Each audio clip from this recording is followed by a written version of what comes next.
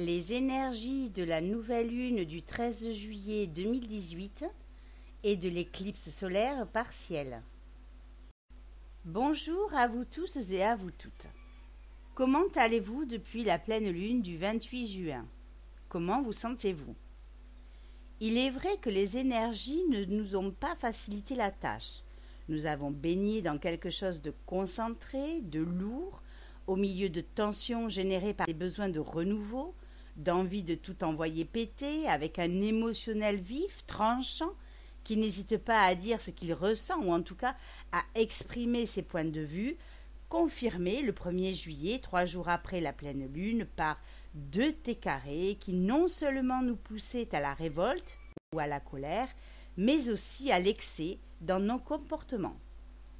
C'est donc ce jour-là que la limitation à 80 km sur les routes secondaires est rentrée en vigueur et que l'on s'est aperçu que tous nos trajets ressembleraient à des pseudo-promenades, même lorsque l'on est pressé ou que l'on doit se rendre au travail. Certains pourraient changer leur trajet et, s'ils le peuvent, préférer prendre l'autoroute plutôt que de perdre 10 km sur 1 heure. Le mécontentement est palpable, mais si nous ne nous mettons pas en conformité avec la loi, soyez certains que cela remplira les caisses de l'État plus vite qu'il n'en faut pour le dire. Ceux qui veulent exprimer leur liberté d'être, de choix et d'action ont tout intérêt à faire attention à leur impulsivité sous peine de continuer leur route à pied. Cela ne va pas être facile de changer nos habitudes qui sont devenues inhérentes à notre façon de conduire parce qu'instinctivement, on a tendance à revenir à 90 km/h, le naturel revenant vite au galop. Et c'est donc ce naturel qui risque de nous coûter cher. Mais soyez rassurés, notre gouvernement a tout prévu. Entendez en bruit de fond ces jolies pièces qui tintillent. Nous sommes brassés à longueur de journée par des énergies de tension, de révolte, d'agressivité soutenues par la conjonction Nœud-Sud-Mars en Verseau, qui réactualise de vieilles impulsions ou de vieilles tensions non assimilées et non comprises, qui nous font perdre patience, nous donnent des élans de révolte, aussi bien intérieurs qu'extérieurs, nous font rencontrer des gens peu scrupuleux, réminiscences d'autres temps, où nous n'avons pas toujours été clean dans nos divers comportements. C'est très facile, il suffit de regarder la situation qui nous pose problème. En exemple, une voiture qui roule et rétrograde pour prendre un rond-point et qui tout d'un coup s'arrête net, glissant le long du rebord. Plus de jus électrique. La voiture ne veut rien savoir. Elle ne démarre plus. Elle est donc remorquée dans un garage de renom français qui fait un devis de 600 et quelques euros prétextant comme panne une défaillance du démarreur qui aurait grillé le fusible de la batterie, n'alimentant plus du tout la voiture. Vous n'êtes pas mécanicien, mais vous savez qu'une voiture qui roule ne peut pas s'arrêter net en roulant par défaillance du démarreur. Un démarreur, c'est fait pour démarrer. Vous ne souhaitez pas faire les réparations dans ce garage qui vous prend pour un con, pour un portefeuille, et pour un peu moins de 200 euros pour une recherche de panne avec valise, qui, soit dit en passant, n'a pas été faite parce que le technicien, sous les cris un peu hystériques de la propriétaire, a été obligé d'avouer de ne pas l'avoir fait parce qu'il ne pouvait pas. Vous tractez tant bien que mal la voiture jusqu'à chez vous en faisant plus de 70 km et faites venir un mécanicien qui vous annonce après vérification que la panne ne vient pas du démarreur mais que c'est le moteur qui a serré. 2 solutions s'offrent à vous. Soit vous retournez voir les techniciens et vous leur explosez la face, façon de parler bien sûr, soit vous prenez sur vous et vous essayez de comprendre ce que cette situation veut bien vous enseigner. C'est ce que cette conjonction, elle aussi, nous enseigne. En réveillant des comportements enfouis d'agressivité ou de violence qui, si nous devions céder à l'énergie guerrière, ne nous aideraient pas à être victorieux. Dans ce cas, mais aussi dans tous les cas qui se présentent à nous pendant ces fortes énergies à connotation karmique, il vaut mieux agir que réagir. Ne dit-on pas qu'il faut toujours solliciter Dieu plutôt que ses sous-fifres? Il s'agit donc, pour cet exemple, d'écrire à la maison mère du garage en demandant le remboursement de la recherche de panne par valise, non faite, sous peine de porter plainte pour abus de confiance et malhonnêteté. Nous devons donc apprendre à relativiser, parce que rien n'ira dans notre sens. On se sent alors impuissant, et on peut donc prendre conscience que nous réglons une très vieille dette d'orgueil, de malhonnêteté, d'abus, de négligence, de désintérêt, de foutage de gueule, d'incompétence, tout en ne se sentant ni aidé, ni soutenu, ni accompagné, mais abandonné à notre triste sort. Ainsi, si nous subissons ce genre de choses, c'est que nous l'avons nous-mêmes fait subir à notre tour et que la révolte ne ferait qu'aggraver la situation et notre karma. Et encore une fois, cela vaut pour tout ce que vous vivez, professionnellement, affectivement et familialement parlant. De ce fait, la conjonction nœud-sud de Mars, conjointe à la lune noire, occasionne un profond travail à faire qui permettra de résoudre le problème. Et comme la lune noire transite elle aussi le signe des Verseaux, il y aura à comprendre les difficultés que l'on peut entretenir au sein de la société, ainsi que notre façon de communiquer avec notre entourage. Ainsi, cette nouvelle lune du 13 juillet 2018 est couplée des énergies d'une éclipse solaire partielle. Rappelons qu'une éclipse solaire partielle, c'est lorsque la lune prend le pas sur le soleil en s'interposant entre lui et la Terre, et en se plaçant devant lui. Du fait qu'ils ne sont pas parfaitement alignés et que la lune n'occulte qu'en partie le soleil, cela va nous permettre d'utiliser ces énergies pour changer réellement des pans de notre vie. Ces énergies amènent donc un air de changement et de transformation qui se joue dans l'ombre de notre conscience. Cela suppose que certains changements sont en train d'opérer indépendamment de notre volonté. De ce fait, le couple Soleil-Lune transite le 3e décan du signe des Cancers, qui est un décan régi par la Lune et donc le décan du mystère et des choses cachées.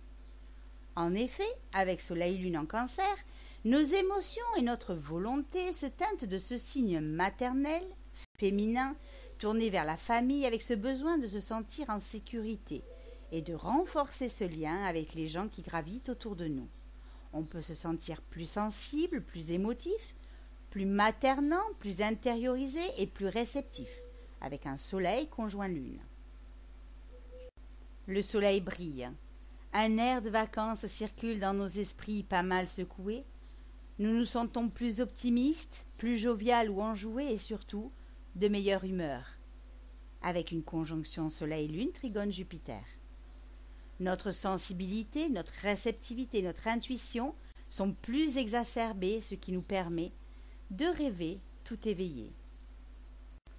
Et même si une part de nous a tendance à se révolter et à remettre pas mal de choses en question, notamment au niveau de nos diverses structures, qu'elles soient professionnelles, familiales ou sentimentales, peut-être dans nos diverses relations avec un patron pour ceux qui ne sont pas encore en vacances, un père, un homme ou un mari, il n'en reste pas moins qu'une part de nous a des difficultés à maîtriser ce qui nous traverse, comme émotion, avec une conjonction Soleil-Lune opposé Pluton conjoint Lune noire. Émotion qui, avec cette nouvelle lune couplée aux énergies de l'éclipse solaire partielle, travaillent ensemble, inconsciemment, à les faire remonter à la surface pour pouvoir les libérer. C'est ainsi que nous pourrions nous sentir dévastés, stressés, à fleur de peau, émus, tristes, fébriles, inquiets, anxieux, angoissés, avec des peurs de notre enfance ou d'autres vies qui remontent inopinément sans que nous prenions part à leur mise en lumière. La lune noire réveillant nos pulsions les plus enfouies et les plus secrètes. Pour en revenir au décan du mystère et des choses cachées, nous comprenons qu'avec Mercure au quinconce de Neptune, il va nous falloir modifier, rectifier et transformer certaines formes pensées, croyances, foi, intuition, état d'esprit parce que une part de nous est encore en décalage avec la réalité.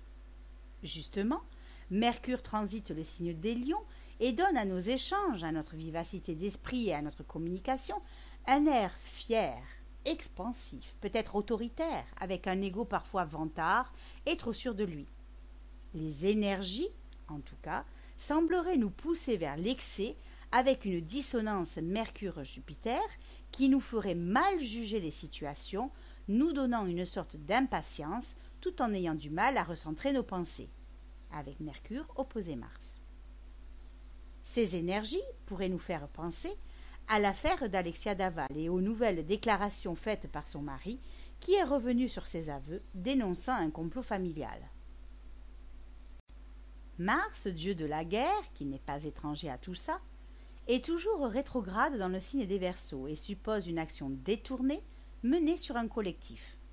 Cet aspect peut nous faire penser aux demandeurs d'asile qui ont été refoulés de certaines côtes et de certains pays, mais qui, avec un bon aspect de Jupiter à Neptune, permet de lier l'énergie expansive de Jupiter à un idéal Neptune, donnant des qualités humaines altruistes et indéniables qui seront relevées par le Conseil constitutionnel sur le principe de fraternité qui estime légitime la liberté d'aider autrui dans un but humanitaire sans considération de la régularité de son séjour sur le territoire national, qui censurait il n'y a pas longtemps le délit de solidarité. Tout cela nous amène à vivre journalièrement avec une énergie martienne difficile, qui en dissonance à Jupiter amplifie nos actions avec excès, avec imprudence.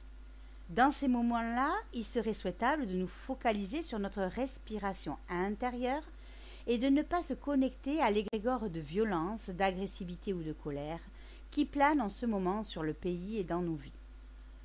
Avec tant d'injustices, de conflits, de massacres, de meurtres, de violences et en écoutant tous les jours nos informations comme autant de lavage de cerveau, on entretient et on amplifie nos propres violences intérieures qui, à la moindre contrariété, nous poussent à extérioriser nos tensions émotionnelles pour les abattre sur le premier venu qui ne répondrait pas à nos attentes ou à nos désirs, histoire de se libérer intérieurement de ce qui nous oppresse ou nous fait souffrir, avec un Mars carré Uranus. Or, se libérer, ce n'est pas projeter toutes nos insatisfactions sur autrui, mais bel et bien de s'intérioriser pour essayer de comprendre et de déchiffrer nos diverses peurs ou nos diverses angoisses qui, bien souvent, ne sont que l'expression de nos traumatismes et de nos manques affectifs infantiles. À ceux qui ont Mars rétrograde en natal et en Verseau, avec toutes ces énergies dissonances de Mars rétrograde en transit, et selon le thème natal de tout un chacun, bien évidemment, il vous faudra apprendre à maîtriser vos pulsions dévastatrices et destructrices qui sont impactées non seulement par la rétrogradation de Mars, mais par sa dissonance aussi à Uranus. Vous vous apercevrez que l'on ne peut rien faire contre ces énergies qui remontent si on ne s'entraîne pas au préalable à la maîtrise de soi.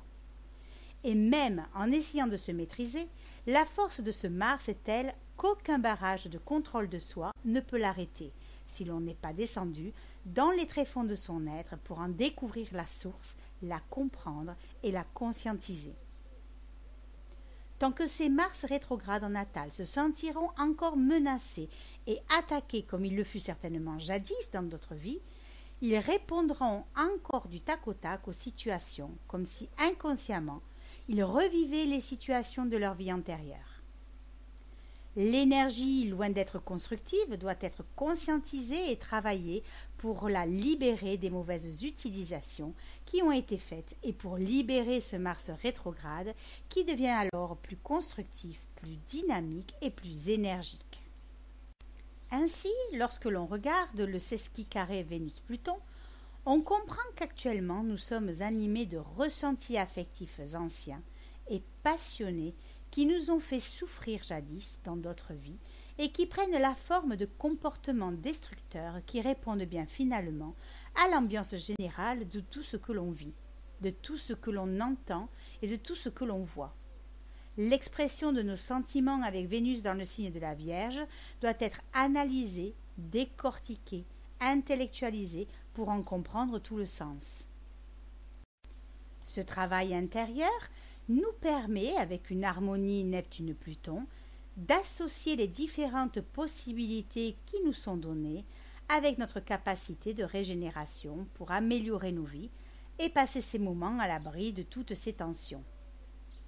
De plus, nous pourrons nous appuyer sur 2 trigones, l'un en signe d'eau et l'autre en signe de terre, pour ressentir, créer et enraciner nos changements, nos décisions et tout ce qui nous tient à cœur. Si nous savons prendre les bonnes décisions, si nous savons nous remettre en question, si nous savons nous séparer de ce qui entrave la bonne marche de notre évolution, si nous apprenons à nous contrôler au lieu de céder à nos impulsions, sur notre rapport à autrui, sur notre agressivité comportementale et verbale. Jupiter, quant à lui, revient en marche directe le 11 juillet 2018, libérant les énergies intériorisées qui nous faisaient nous interroger sur notre sens social. Sa marche directe va nous permettre d'assimiler tout ce qui s'est joué intérieurement pendant sa phase de rétrogradation. Toutes ces réflexions et toutes ces remises en question qui nous ont accompagnés pendant ces 4 mois afin de donner un nouveau sens à notre vie.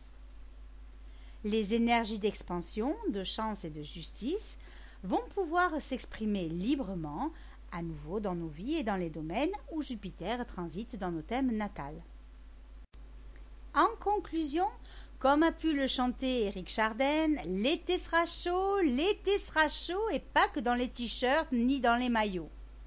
Dans l'axe parental Cancer-Capricorne, il va nous falloir apprendre à trouver notre sécurité affective à l'intérieur de nous-mêmes, parce que si l'on continue à le chercher à l'extérieur, dans nos relations ou nos professions, on risque d'être très vite déçu ou d'être en souffrance, puisqu'Uranus en Taureau balaye toute possession qui ne serait pas alignée avec notre intégrité. Uranus est là pour que l'on devienne cet adulte individualisé, et tout ce que l'on vit sont les prémices, depuis déjà un certain temps, de la revendication de nos âmes qui sont venues se libérer de toute entrave à leur réalisation. Ainsi, grâce à la nouvelle lune et aux énergies de l'éclipse solaire partielle, permettez aux énergies de laisser remonter toutes les émotions qui sont prêtes à sortir. Ouvrez-vous aux énergies de transformation. Cet été va permettre de belles prises de conscience et de changer de plan de conscience. Je vous souhaite à tous et à toutes une très bonne nouvelle lune et une belle éclipse solaire partielle. Un très bel et bon été et de superbes bonnes vacances. Profitez des bienfaits de la nature, que vous soyez à la montagne ou à la mer. Ressourcez-vous et régénérez-vous autant que possible. Et puis, si vous avez des questions sur ce que vous vivez, je vous invite à aller sur Astrologie 65 pour commander l'analyse de votre choix ou à me contacter par mail à ressourcea@gmail.com. Pour ceux qui sont désireux de comprendre les signes qui jalonnent leur route, vous trouverez sur le site internet Ressourcea la Bible de tous les signes qui vous aidera à vous poser toutes les questions pour comprendre ce que vous vivez en matière de problèmes de voiture, de blessures, d'animaux rencontrés ou d'objets perdus. Vous trouverez de toute façon tous les liens en dessous de la vidéo. Merci pour votre intérêt pour mes capsules astrologiques et à bientôt.